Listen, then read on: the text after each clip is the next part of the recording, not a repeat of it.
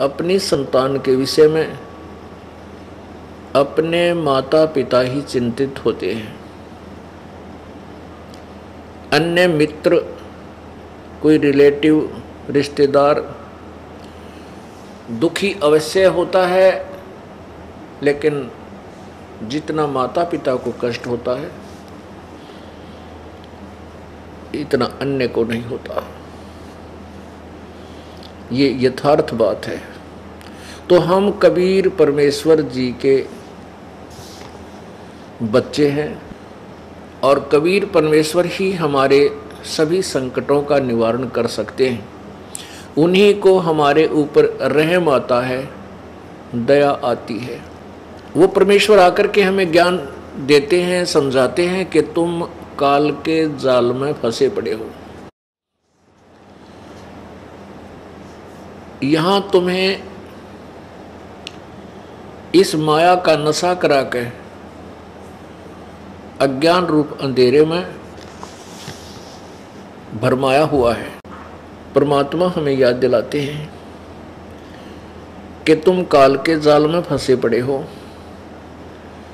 यहाँ कोई बेटा नहीं, कोई बेटी नहीं, कोई पुत्र नहीं, कोई पुत्री नहीं, कोई माता पिता नहीं, कोई संबंधी नहीं।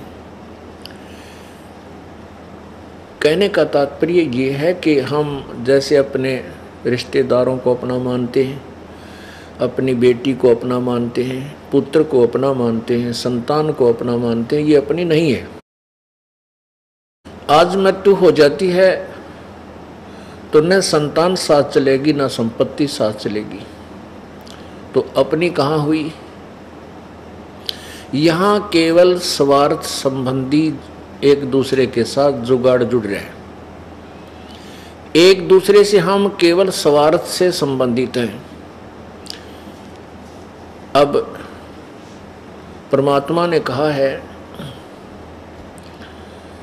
कि मतलब के बिना कोई नहीं अपना।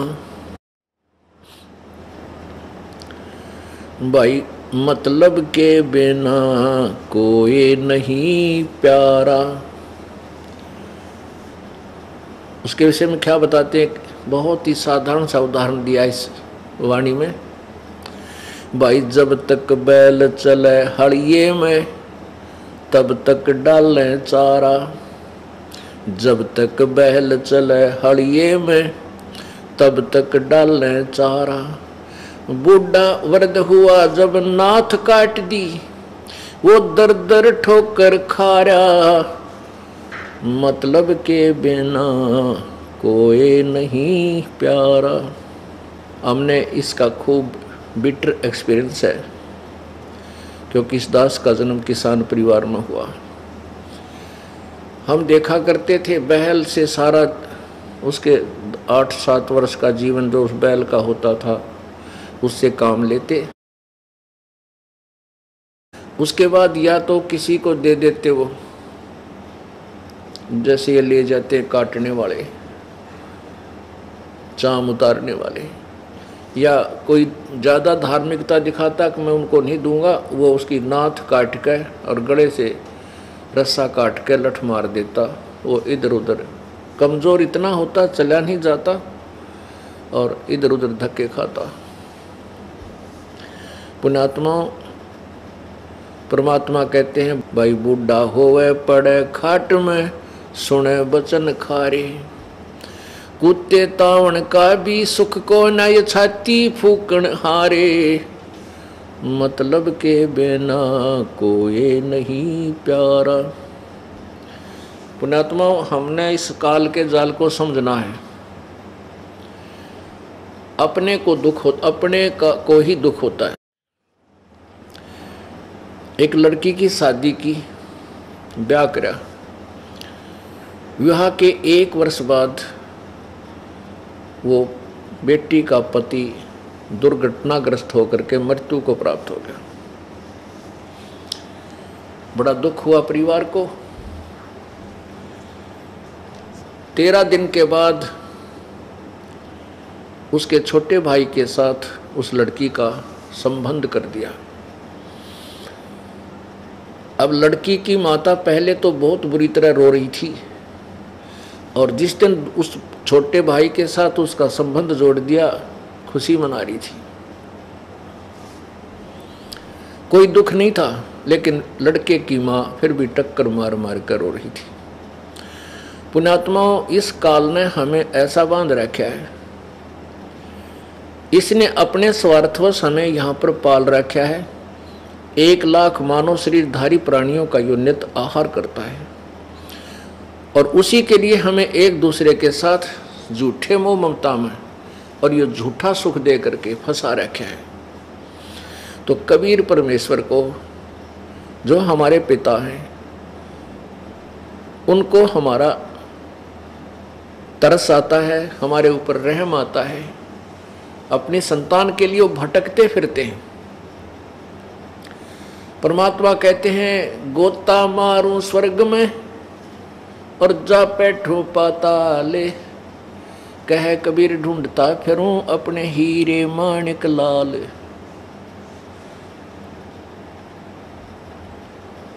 जो बच्चा गौ की नजर में न्यू साईं को संत, भक्तों के पीछे फिरे वो भक्त वत्सल भगवंत। हमारे सभी संकटों का निवारण कबीर परमेश्वर ही कर सकता है, वो सुप्रीम पावर है। एक समय की बात है, उत्तर प्रदेश के, अपने उत्तर प्रदेश राज्य में, स्टेट में एक मगहर स्थान है, मगहर नगर है। मगहर नगर जो है, जो गोरखपुर शहर है, गोरखपुर गीता प्रेस गोरखपुर के नाम से जो प्रसिद्ध है, उस गोरखपुर से 25 किलोमीटर की दूरी पर है। उस मगहर, वो उस समय मगहर रियासत थी। उस रियासत का नवाब बिजली खान पठान था। बिजली खान पठान था, और वहाँ पर मुसलमान और हिंदू उस नगर के अंदर लगभग बराबर की मात्रा में रहते थे। वहाँ पर एक दुर्भिक्ष गिरा, दुर्भिक्ष, अकाल पड़ गया। सभी ने अपने जंतर मंतर कर लिए, हिंदुओं ने भी अपने यज्ञ आदि कर ली, धर्म भी कर लिया, लेकिन कोई बूंद नहीं गिरी, वर्षा नहीं हुई। त्राही त्राही मच गई, बहुत बुरा हाल हो गया। किसी व्यक्ति ने वहाँ के नागरिकों को बताया कि काशी के अंदर एक बहुत बड़े महान संत रहते हैं, बहुत ही सिद्धि युक्त हैं। यदि वो प्रसन्न हो जाएं और वो आकर के आपके ऊपर रहम करें तो वर्षा हो सकती है। उनका नाम कबीर है, कबीर नाम है उन महापुरुष का। यदि वो आ जाएं और उनसे आप जाकर प्रार्थना करो तो आपका संकट निवारण हो सकता है। इस बात का ज्ञान बिजली खां पठान नवाब को हुआ, क्योंकि उस समय तो सबकी घी बन जाती है। पुण्यात्मा, जब तक परमात्मा राजी है, समय पर वर्षा हो रही है और टाइम पर टूक मिल रही, हमारे को भोजन मिल रहा है, तब तक तो हम आंडी पाका हैं, दारू पीवे, घुट्टी लावा, कदे नो के नमक ठीक को ना सब्जी में ला के शराब की घूंट। अब जैसे शराबी शराब पीता है और शराब पी के आता है,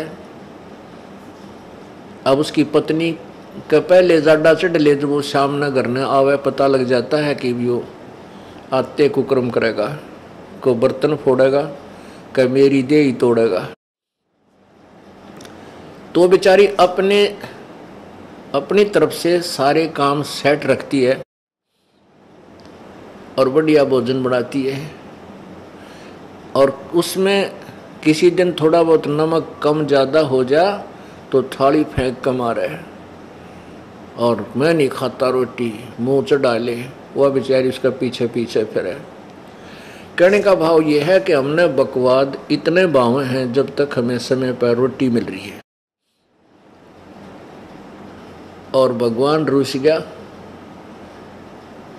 और वर्षा होनी बंद होगी। जिस साइंस पर आज ये आध्यात्मिक ज्ञानहीन व्यक्ति गर्व करते हैं कि कहाँ है भगवान, आज साइंस ने ये खोज कर ली, आज साइंस ने ये खोज कर ली।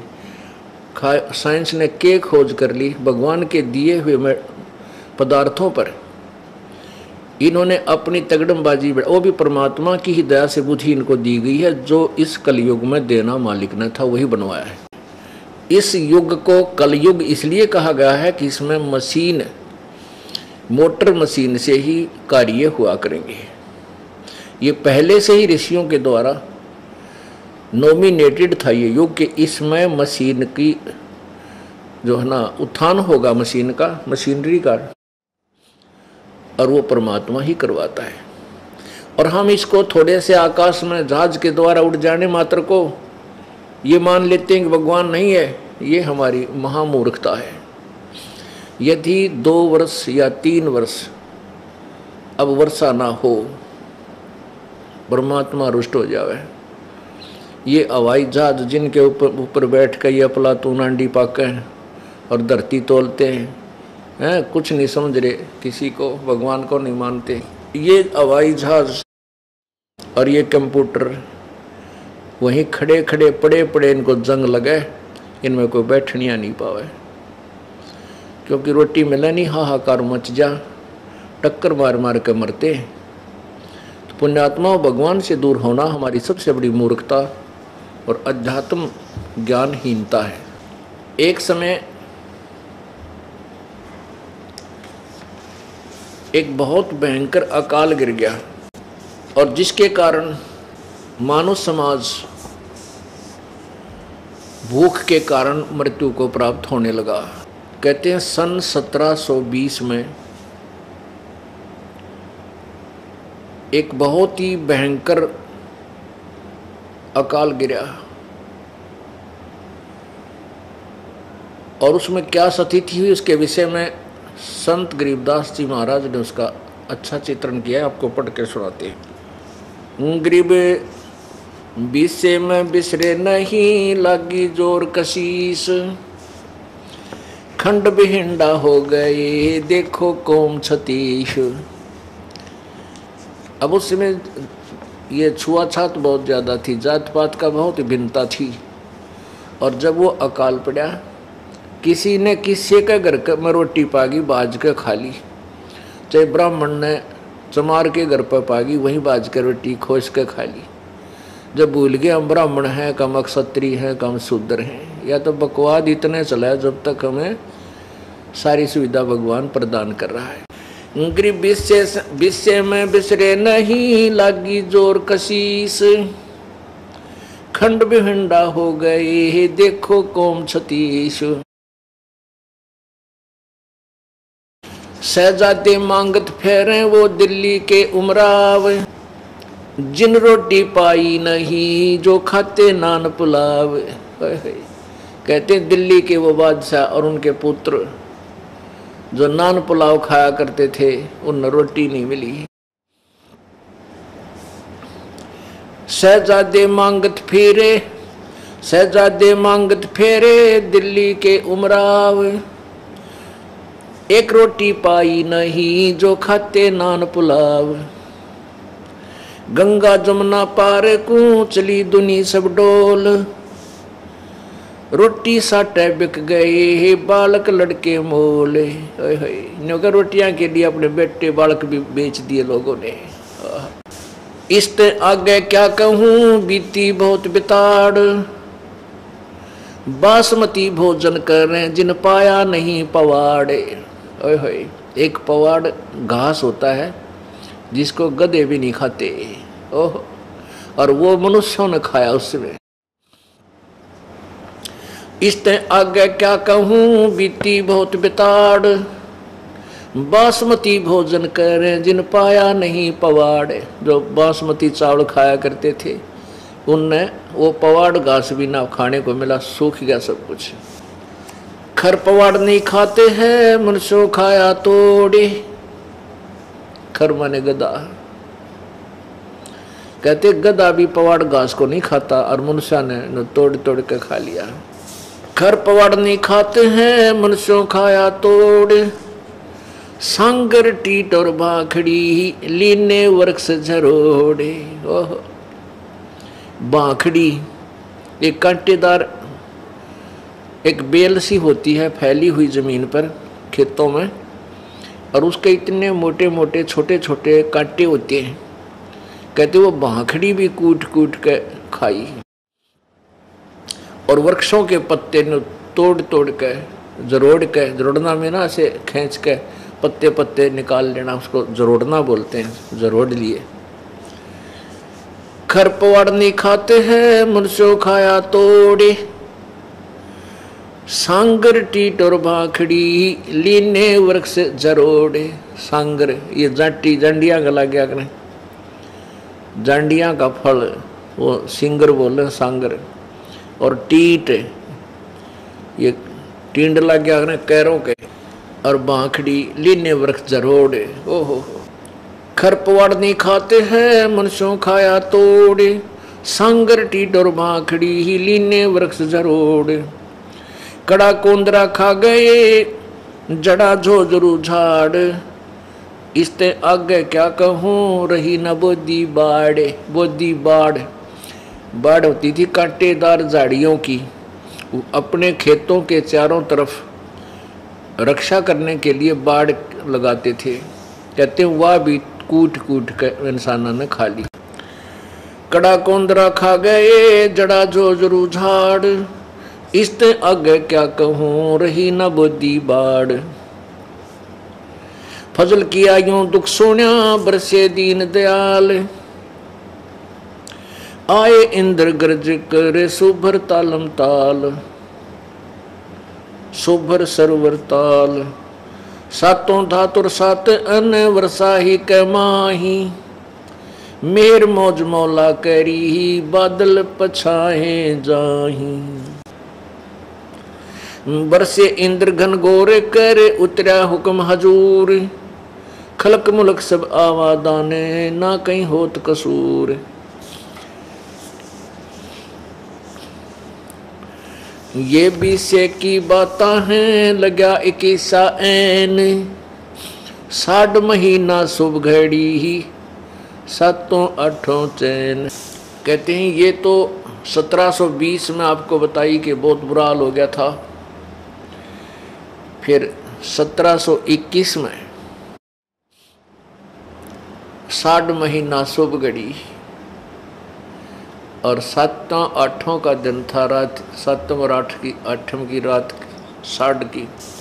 कहते हैं फिर परमेश्वर कबीर जी का आदेश आया और फिर इंद्र ने यहाँ वर्षा की। बरसे इंद्र घन घोरे कर उतरा हुक्म हजूर। हजूर माने पूरे परमात्मा का आदेश आया इसके पास। खलक मुल्क सब आवादान ना कहीं होत कसूर। ये 20 की बात है लग्या 21 ऐन। 60 महीना शुभ घड़ी 7-8 चैन। 3, 4 और 5 मन हुआ अन उजाल। भीग्या गला सुदस मणा यूं खावे कंगाल। लांडी बूची लाड कर संतों के प्रताप। सांगर टीट न पावे ते इब खावे मूंग और बात। कहते हैं फिर सुक्का सांस आ गया जब सांगर टीट भी ना मिलने थे। टीट खाए नहीं जा सकते, आप खा के देखियो, क्योंकि उनको तो नमक आदि डाल डूल के कुछ दिन पानी में भिगो कर उसका कड़वापन कम करके जब किते अचार रूप में थोड़ा सा खाया जाता है, और उस समय भूखे मरत्याने ने सूख के खा लिए कति। हे भगवान जान बचाए किसी तरह। परमात्मा कहते हैं शहजादे मांगत फिरे वो दिल्ली के उमराव, और जिन एक रोटी पाई नहीं जो खाते नान पुलाव। जो नान पुलाव खाया करते थे अपने घरा बनवा के न माल पूड़े, उन्हें एक रोटी भी ना मिली, धक्के खाते अड्डे। तो पुण्यात्माओं, परमात्मा परम शक्ति है, उससे दूर होकर हम कष्ट ही कष्ट भोगते हैं। अब उसमें क्या दिक्कत आई, उस अकाल के दौरान सासू साली माए क्या बाप पूत बिछो, सकल कबीला तज गए ऐसा व्याप्या द्रोह। अब तो हम एक दूसरे के नातीर बड़े अंडी पाके बैठे हैं। कहते उस समय सभी नाते रिश्ते भूल गए, माँ बाप भी कहीं, बाप कहीं भाग रहा रोटी के लिए, पिता बेटे किधर भाग गए, कोई टूक की तरह कुछ मिल जाए खान पीने को, माँ कहीं। पुण्यात्मा इसे गंदे लोक में हम रह रहे हैं। यहाँ पर ना जाने कितनी आपत्तियाँ एक सेकंड में आ जाए, और हम उस लोक को छोड़ाए जहाँ आपत्ति नाम की चीज नहीं। अब जब तक हम वहां नहीं जानेंगे इतना यहाँ सुख हो नहीं सकता।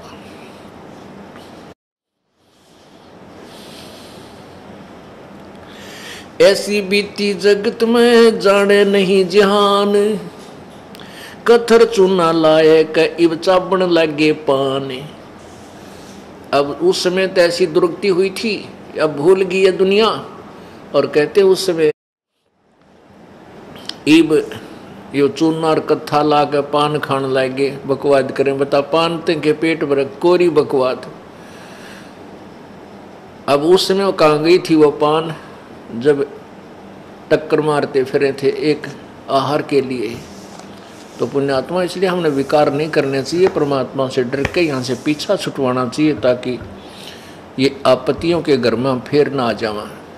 ऐसी बीती जगत में जाने नहीं जिहान, अब कथुर चूना ला कह चाबण लगे पान।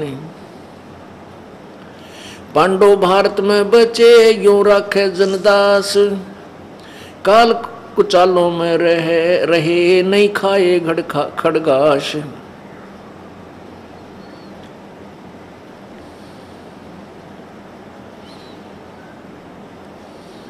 पुण्यात्माओं, इसके साथ साथ एक निर्णय और दिया है परमेश्वर के प्यारी आत्मा गरीबदास जी ने, परमेश्वर से प्राप्त उस तत्व ज्ञान के आधार से। कबीर परमेश्वर से प्राप्त तत्व ज्ञान के आधार से कि जो परमेश्वर की प्यारी आत्माएं थी,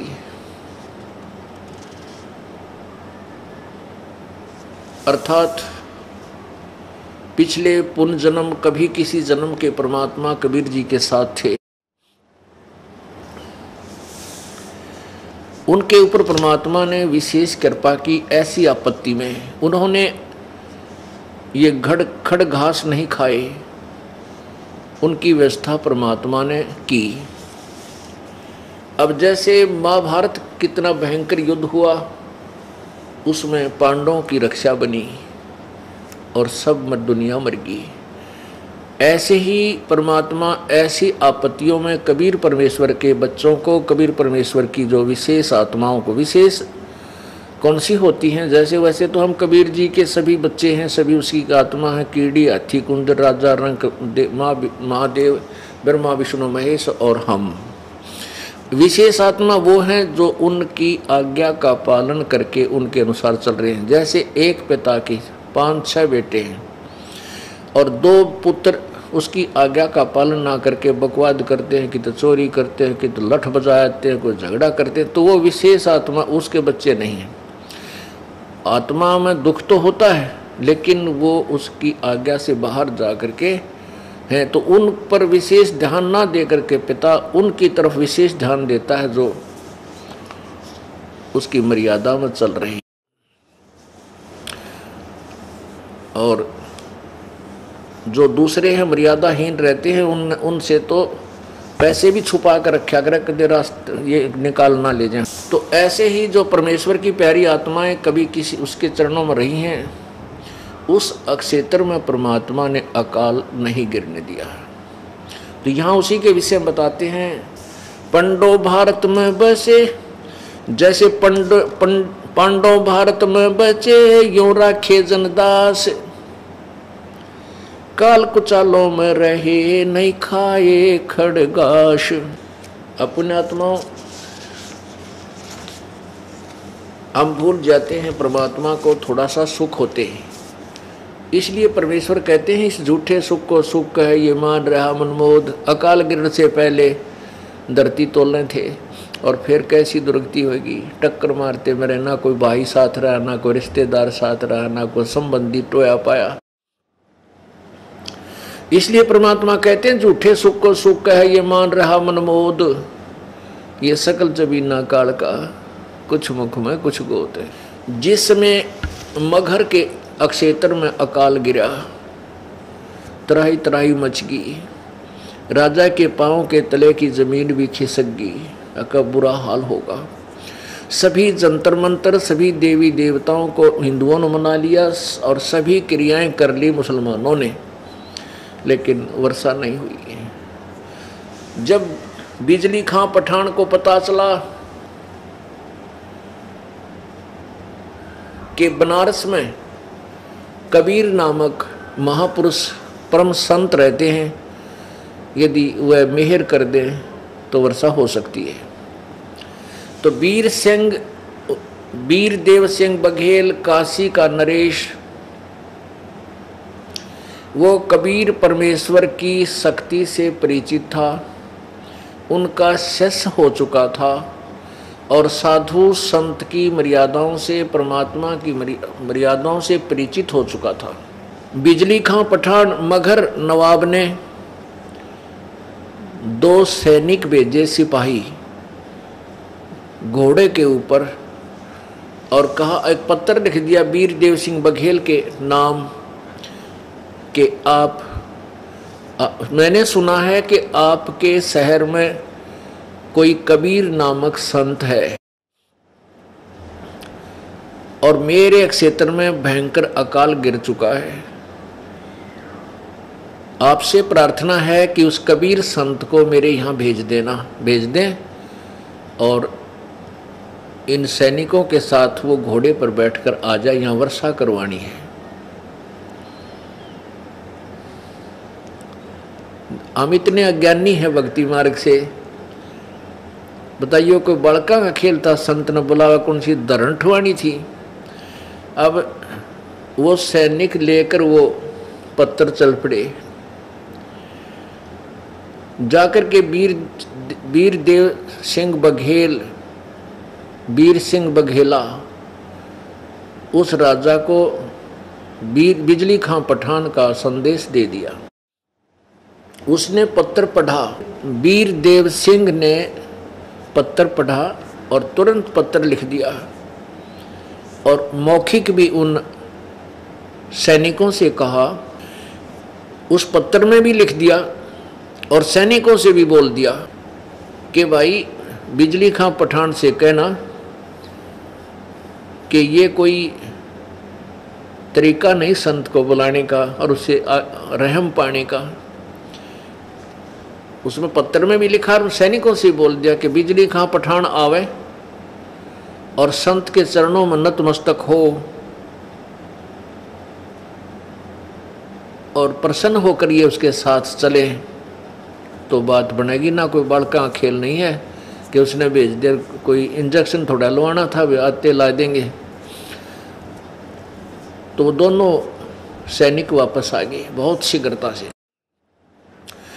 जब बिजली खां पठान को संदेशा मिला, तुरंत सैनिक लेकर के सैकड़ों की संख्या में अंगरक्षक घोड़ों पर सवार होकर के वो तुरंत चल पड़ा। वीर देव सिंह बघेल नवाब के घर पर पधारा, पहुंच गया तो वीर सिंह बघेल ने कहा कि मेरे साथ चल परमात्मा के पास, और वहाँ जाकर उनके चरण छू ले, पकड़े, प्रसन्न होंगे तो चलेंगे, निसंत के को ऐसे नहीं बोला करते कि यहाँ भेज दो। तो बिजली खां पठान और वीर सिंह बघेल दोनों राजा वहाँ पहुँचे, परमात्मा को प्रणाम किया, क्योंकि वीर सिंह बघेल कबीर परमेश्वर के शिष्य थे। परमेश्वर ने पूछा कैसे आना हुआ राजन? दास की कुटिया पर। वीर सिंह बघेल ने दंडोत प्रणाम करके उठकर कहा, प्रभु ये बिजली खां पठान मगहर के नवाब हैं, आपसे कुछ प्रार्थना करने आए हैं, मेरा ये मित्र है।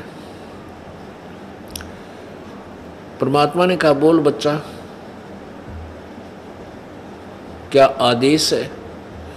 बिजली का पठान ने कहा, प्रभु एक अर्ज है मेरी, हमारे क्षेत्र में दुर्भिक्ष गिर गया है, बहुत भयंकर अकाल गिर गया है, त्राई त्राई मची है प्रभु, आपकी रजा हो जावे तो एक वहाँ वर्षा हो। पुण्यात्माओं, उन ब्राह्मणों ने, उन हिंदुओं ने जो वहाँ मगहर में निवास करते थे, सब पत्रे पुत्रे देख लिए थे और भविष्य वक्ताओं से, भविष्य के जानने वाले, भविष्यवाणी करने वालों से भी संपर्क कर लिया था।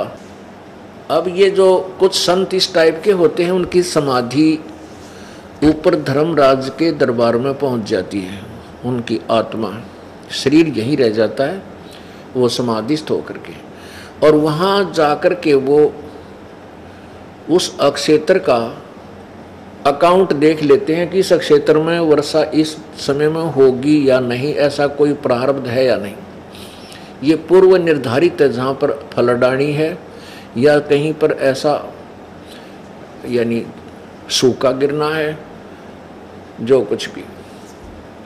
तो उन्होंने बता दिया था कि यहाँ इस अक्षेत्र के लोगों का पुण्य नहीं है, जिसके कारण यहाँ वर्षा नहीं हो सकती कई वर्ष तक। अब परमात्मा कबीर जी ने स्वीकृति दे दी, चलो भाई मैं चलता हूँ। परमात्मा को एक घोड़े पर बैठाया और वहां से चल पड़े।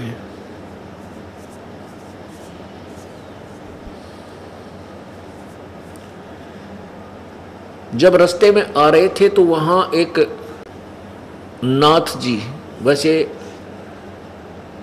अन्य लोग नहीं जानते थे, परमेश्वर कबीर जी ने पहचाना उसको कि वो गोरखनाथ जी थे। गोरखनाथ जी क्योंकि वहाँ गोरखपुर का स्थान है जहाँ पर विशेष साधना गोरखनाथ जी ने की थी, इसलिए गोरखपुर नाम से वो शहर प्रसिद्ध हुआ। उसमें गोरख टीला भी है। अब पुण्यात्माओं, हम ये सोचते हैं कि ये संत जैसे गोरखनाथ जैसे पार हो गए और इनकी इतनी सिद्धियां थी कि एक बार गोरखनाथ जी ने अपने गुरु मच्छंदर नाथ के भ्रम को निवारण करने के लिए एक पहाड़, जो पहाड़ था मिट्टी का, पत्थर का, उस पूरी पहाड़ी को सोने का बना दिया था अपनी सिद्धि शक्ति थे। और गोरखनाथ जी ने अपने गुरुजी मच्छंदर नाथ जी के शरीर को, जो एक राजा की रानी ने उस मच्छंदर नाथ का शरीर कटवा के नष्ट करवा दिया था, जला दिया था।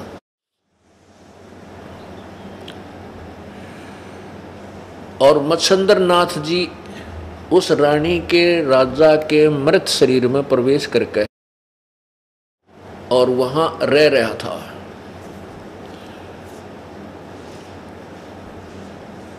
तो गोरखनाथ ने मच्छंदर नाथ जी की आत्मा को राजा के शरीर से निकाला और जो राख पड़ी थी, अस्थि पड़ी थी मच्छंदर नाथ की, जड़े हुए शरीर की, सभा की हुई, उन अस्थियों से अपनी सिद्धि शक्ति से मच्छंदर नाथ का शरीर बना दिया और उसमें प्रवेश कर दिया। इतनी शक्ति थी इस गोरखनाथ में, लेकिन न तो इसका मोक्ष था, ऐसे ब्रान माटी नो की नो रही, उसका प्रमाण दिया जा रहा है। अब क्या होता है कि जिस गोरखनाथ जी का शरीर छूट गया, मर गया, अब ये सूक्ष्म शरीर में, प्रेत वाले शरीर में पितर रूप में घूमते रहते हैं। जैसे हम गोपीचंद और भर्तरी को मुक्त मानते हैं, वो मुक्त नहीं है, ऐसे ही पितर रूप में भटक रहे हैं। जहाँ जाए कहीं प्रकट हो जाते हैं, दर्शन दे देते हैं किसी को, फिर अंतर्ध्यान हो जाते हैं। तो ये मोक्ष प्राप्त प्राणी के लक्षण नहीं है। मोक्ष प्राप्त प्राणी बहुड़ कर इस संसार में नहीं आता।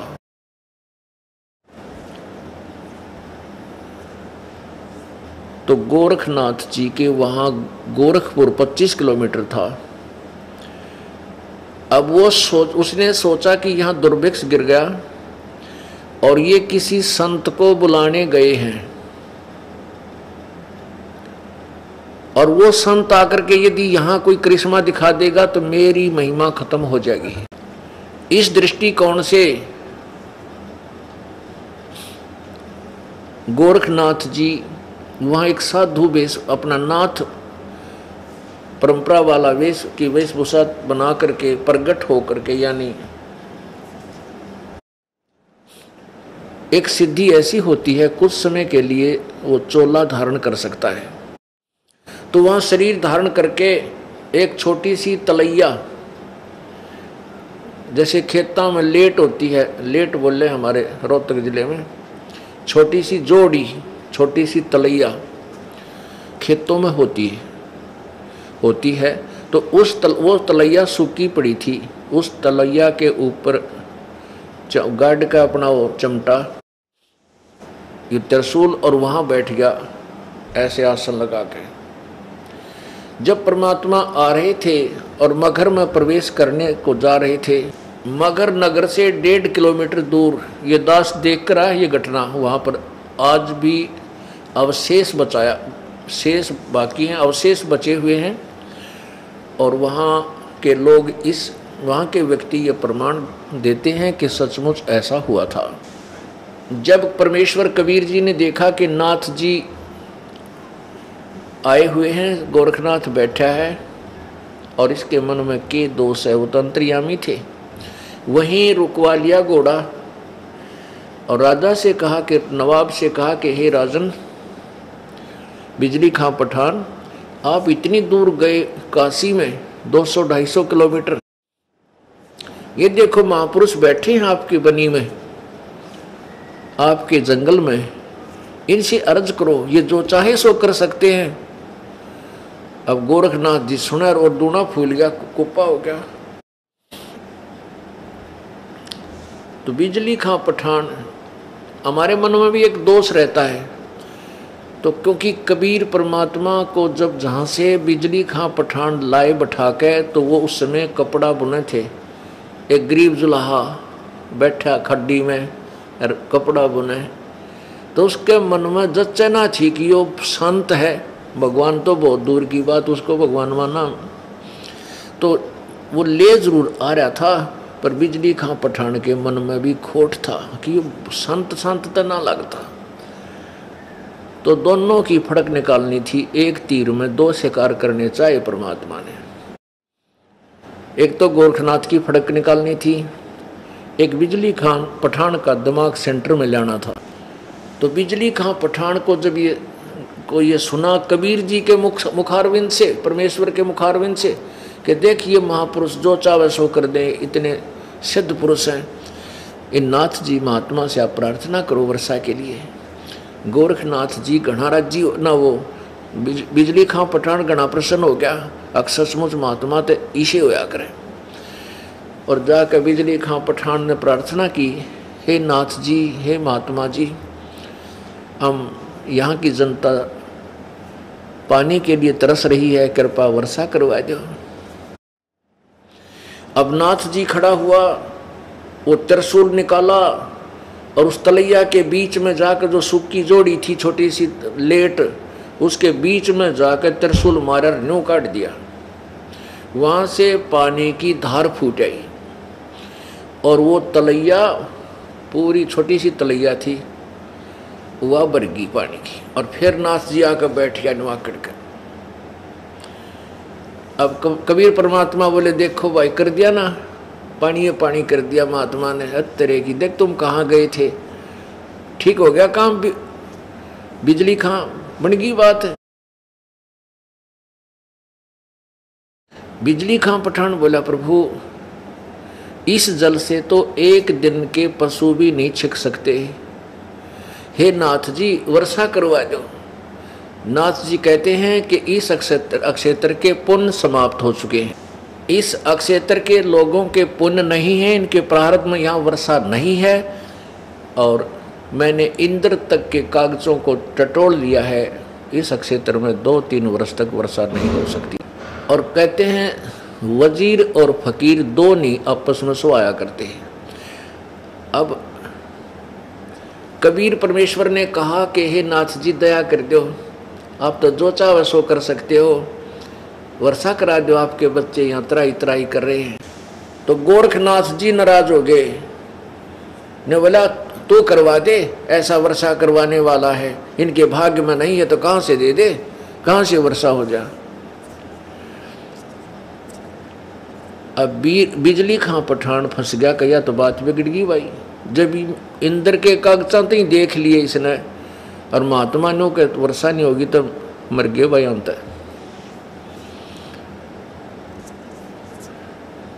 तब बिजली खां पठान को चिंतित देखकर परमेश्वर ने कहा कि आप जाओ, सभी यहाँ से अपने नगर को जाओ। और परमात्मा जहाँ वो गोरखनाथ जी बैठे थे उससे 200 फुट की दूरी पर वहाँ बैठ गए, ऐसे लीला करके जैसे ध्यान लगा रहे हैं। कहने लगे भाई तुम जाओ, मैं अर्ज करूँगा भगवान ते, जब सुन ली मेरी तो मैं यहाँ बैठ जाता हूँ। अब बिजली खां पठान ने सोची देख कुछ ना होना भाई, मेरे ख्याल में इस कबीर ने भी पता लग गया कि हमारे बाग में कोई ना यूँ खिसकेगा ही भाग जाएगा यहाँ से।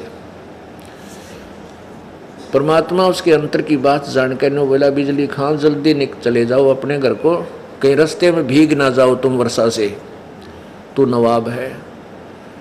अब उन्हें सोची भाई चली, कह दिया संत ने, चला अपने घर ने। अब वो आधा किलोमीटर गांव से जब रह लिए, इतने जबरदस्त बादल आए नो उमड़ के, और सारी रात वर्षा हुई नो कम से कम 8 घंटे, और भर दिए सब ताल, सब पानी पानी कर दिया परमेश्वर कबीर जी ने। बोलो सतगुरुदेव की, बंदी छोड़ कबीर परमेश्वर जी की जय।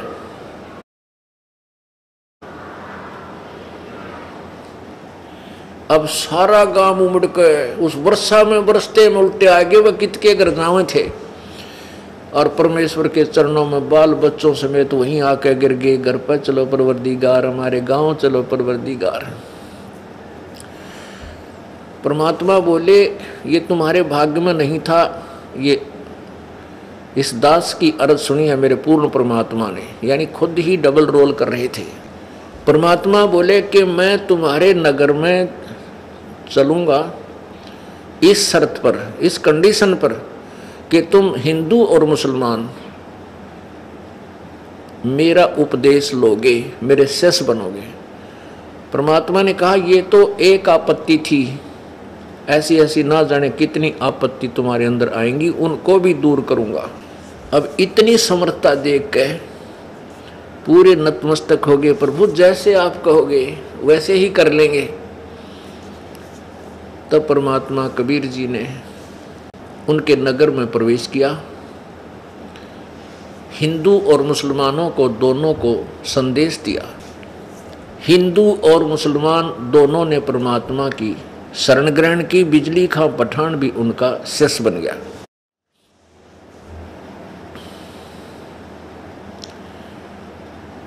पुण्यात्माओं,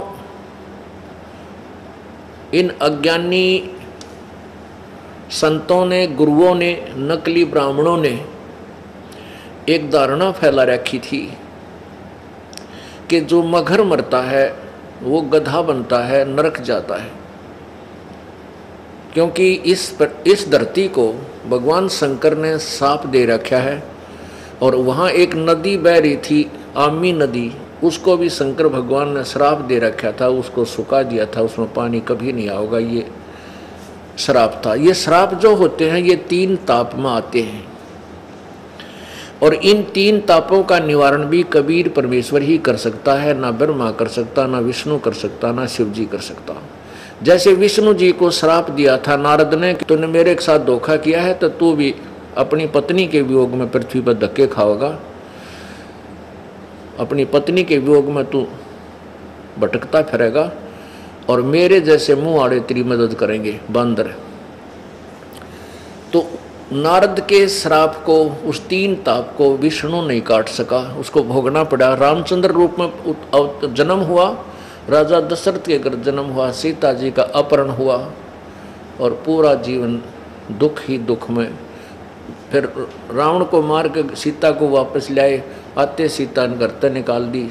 अंतिम सांस तक अपनी पत्नी के वियोग में मर गया। रामचंद्र जी का अंत हुआ। तो विष्णु जी भी अपने 3 ताप को नहीं काट सके तो औरों के काटेंगे। तो परमात्मा कहते हैं, गरीबदास जी ने कहा कि तुम कौन राम का जप तेजापम, और ताते कटे ना तुम्हारे 3 तापम। अब 3 ताप जैसे किसी का पितर रूस गया, किसी का भूत आकड़ गया, किसी का कुछ और आपत्ति आ रही है, ये 3 ताप के अंतर कोई देवता रूस रहा है।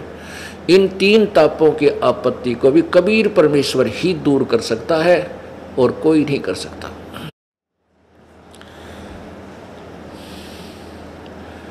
उधर से काशी के नकली ब्राह्मणा ने क्या कर रखा था, एक अफवाह फैला दी कि जो काशी में रहेगा वो सीधा स्वर्ग जाएगा।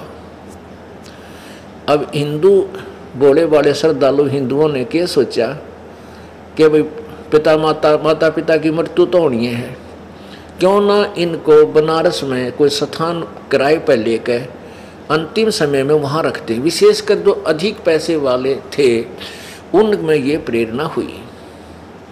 तो उन्होंने अपने गुरुओं से प्रार्थना की कि गुरुदेव, हम अपने पिता माता को, ये वृद्ध हो चुके हैं, इनको यहाँ किराए का मकान लेकर के यहाँ व्यवस्था कर देते हैं इनके खाने और पीने की, और ये अंत समय में यहाँ मर जाएंगे, इनका मोक्ष हो जाएगा, काशी में मरते। अब उन नकली गुरुओं, वो तो स्वार्थी लोग थे, वो ब्राह्मण स्वार्थी थे। उन्होंने मीटिंग की कि भाई बहुत से लोग यहाँ अपने माता पिता को छोड़ने लगे मोक्ष के लिए, क्यों ना हम इनको अपने घर पर रख लें, अपने अपने यजमानों को। तो उन्होंने ऐसी स्कीम बनाई। उन वृद्धों के बच्चों से कहा कि बेटा बात सुनो, आपके माता पिता को हम अपने घर पर रख लेंगे, तुम्हारा किराया बच जाएगा, हम यहाँ रख लेंगे। तो ये पता था कि वो श्रद्धालु माता पिता का खर्चा तो देवेंगे। अगर 5 रुपये का खर्चा होना था तो 10 रुपये बता दिया, भाई 10 रुपये खर्च होंगे। तो उन श्रद्धालुओं ने 10 रुपये 7 महीने के या 2 महीने, जैसे कि उसमें ऐसा एक जो ना महंगाई नहीं थी, ऐसा हो गया। तो क्या हुआ कि उन नकली ब्राह्मणों के घर पर भीड़ होगी, तो एक के घर में 20-20 बुढ़े और बुढ़िया, कोई तो थूका है, कोई खांसा है, किसी के दस्त लाग रहे हैं, बिरानमाटी होगी। अब उन्होंने सोची ये बुढ़ा माता पिता बुजुर्ग हो जाए तो 1-2 संगवाना भारी हो जाता है, और उनने या आपत मोल ले ली, 20-25 बुढ़े घर में रख लिए लालच में। अब उन दुष्टों ने के स्कीम बनाया, उनकी मीटिंग हुई, भाई नो तो पारना पड़े, ये बुढ़े के इतने दिन रखे जा। फिर एक और अफवाह फैला दी, एक हत्था ला दिया, ये जैसे कसाई लाया करें बकरे काटने का, ऐसा हत्था गंगा के किनारे ला दिया, और उसमें अफवाह फैला दी कि वे भगवान की तरफ से क्रोत आवे है, जो लकड़ी काटने का लंबा सा होता, दोनों तरफ पकड़ कर उसने नो काटनो खींचा कर नो उस तरह लकड़ काटते हैं। ऊपर से क्रोत आवे भगवान की तरफ से, जिन्होंने शीघ्र स्वर्ग जाना है तो वह 10 रुपये की टिकट या 5 रुपये की टिकट लगा दी कि शीघ्र स्वर्ग जाना है तो 10 रुपये टिकट। अब उन बुढ़िया ने सोची वह मरना तो से, देखो परमात्मा के लिए हमने अपना शरीर भी सौंप दिया, लेकिन यथार्थ विधि ना होने से दुर्गति ही रही। अब उन बुढ़िया ने क्या किया, अपने बच्चों से कहा बेटा हमने मरना तो है, और यहाँ भी उद्देश्य आने का हमारा है कि स्वर्ग जावा, और शीघ्र स्वर्ग जाने के लिए गुरु जी बतावे हैं भगवान की तरफ से क्रोत आवे है, और उस क्रोत कहते हैं गर्दन काट देता है, तुरंत पता भी ना लगता, 1 सेकंड में दर्द भी ना होता, और स्वर्ग चले जाते हैं। इनकी 10 रुपये फीस है, बेटा 10 रुपये महीना हम आप यहाँ दे रहे हो, और 10 उन्हें 50 रख दिए होंगे, मतलब एक कोई ऐसा स्कीम बनाई थी। तो उन माता पिता के कहने से, वैसे तो बच्चे नहीं अलाउड करते अपने माँ बाप को मरवाना, लेकिन माता पिता की प्रार्थना पर स्वर्ग जाने की इच्छा से तो उन्होंने वो फीस देनी शुरू कर दी अपने माँ बाप कटवाने के लिए, उन गुरु नकली झूठे इन कपटी गुरुओं की बात में विश्वास करके। तो वो क्रोध ला दिया, वहाँ वो भी कटवाना स्वीकार कर लिया हमने। ऐसा जुल्म किया इन लोगों ने। तो परमात्मा कहा करते थे कि भाई सत भक्ति शास्त्र अनुकूल साधक पूरे संत से भक्ति भजन मंत्र लेकर के, चाहे वो मगर मरे और चाहे काशी मरे, वो अपने जिस इष्ट की पूजा करता है उसके लोक को जाएगा। ये झूठ बोले हैं नकली ब्राह्मण, ये झूठे कपटी स्वार्थी, इन्होंने ये कसाईवाड़ा कर रखा भाई, इनकी बातों को मत मानो। लेकिन हम इतने बोले थे शुरूते ही, हम इन झूठे गुरुओं की बात को सच्ची मानते थे और परमात्मा की बात को नकार दिया। उस भ्रम को निवारण करने के लिए परमात्मा ने कहा कि मैं मगर में शरीर छोड़ूंगा और पंडितों आ जाइयो, देख लियो अपने पत्रे लेकर मैं कहाँ जाऊंगा, नरक जाऊंगा या गधा बनूंगा या नरक स्वर्ग से भी आगे जाऊंगा, मैं सतलोक जाऊंगा, वहां से मगर में मर के। वो दिन निश्चित कर दिया, वहाँ से पैदल चाल पड़े परमात्मा, 3 दिन में पहुँचे। और साथ में काशी का नरेश वीरदेव सिंह बघेल अपनी सेना लेकर साथ चल पड़ा कि अपने गुरुदेव का शरीर में यहाँ लाऊंगा काशी में और हिंदू रीति से अंतिम संस्कार करूंगा। यदि बिजली खां पठान राजी खुशी नहीं देगा तो उसके साथ युद्ध करके जबरदस्ती छीन के लाऊंगा। सेना ले चला। उधर दूसरी तरफ बिजली खां पठान को पता चला कि गुरुदेव यहाँ आ रहे हैं हमारे पीर और शरीर छोड़ेंगे। तो बिजली खां पठान ने अपने मुसलमानों से विचार विमर्श किया, मंत्रियों से, कि अभी अपने पीर का शरीर हम नहीं देंगे, हम अपनी मुसलमान रीति से इनका अंतिम संस्कार करेंगे और इन मुसलमान हिंदुओं को नहीं देंगे, ये इनको जलाएंगे, जो हमारी विधि के विरुद्ध है। उनने भी ठान ली कि यदि कोई वीर सिंह बघेला आएगा यहाँ से हिंदू लेना चाहेंगे शरीर को, हम नहीं देंगे, चाहे हमने युद्ध करना पड़े। तो दोनों तरफ से सेना